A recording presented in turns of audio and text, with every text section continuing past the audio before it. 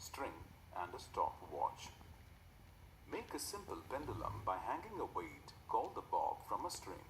Let the pendulum come to rest. This is the mean position. Now, pull the bob to one side by about 5 centimeters and release it.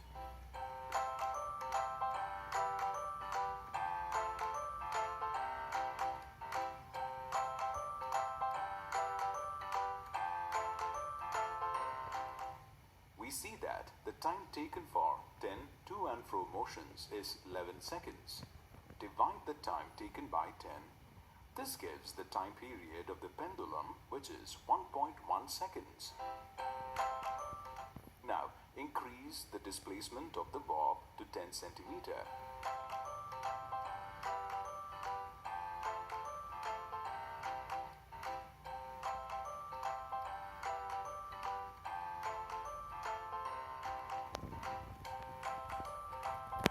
What do we see?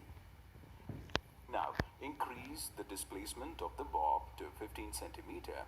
Take the reading again.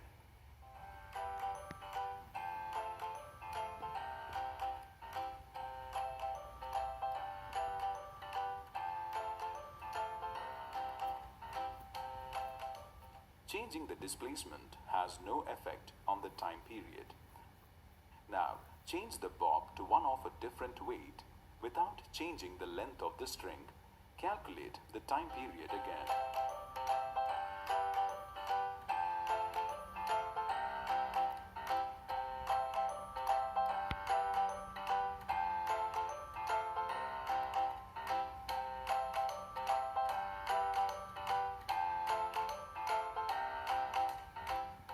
There is still no change. Now use a longer string and take the reading.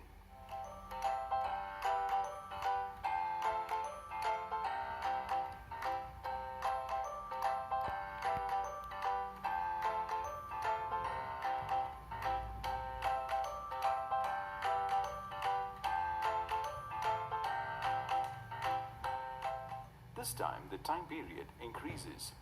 So the time period of a pendulum does not depend on the weight or displacement of the bob. It depends only on the length of the string. Time period increases with increasing length of the pendulum's string.